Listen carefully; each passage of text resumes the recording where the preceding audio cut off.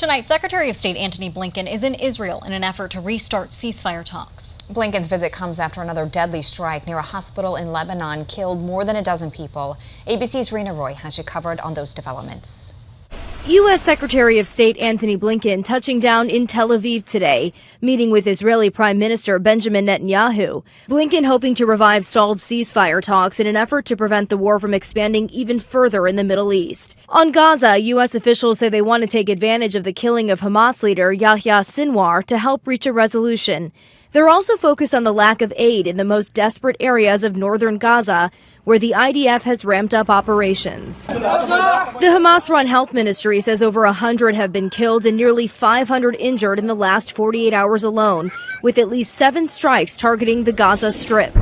Blinken also focusing on Lebanon, hoping to help defuse the conflict between Hezbollah and Israel. Lebanese authorities say at least 13 people, including 1 child, were killed and dozens more injured in an IDF strike near a hospital in southern Beirut on Monday. Lebanese officials say there is damage to the hospital.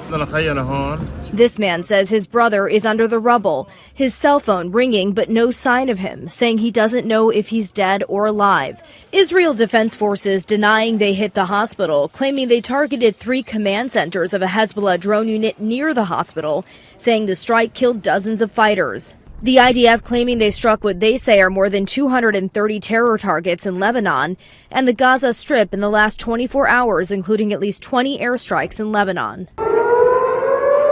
Air raid sirens sounding off in the Tel Aviv area and interceptions seen in the sky ahead of Blinken's visit. Nearly 100 rockets fired at Israel Monday by Hezbollah. Secretary Blinken also discussing Israel's plans to launch a retaliatory strike against Iran and the fear that this could all turn into an all-out war between the two countries.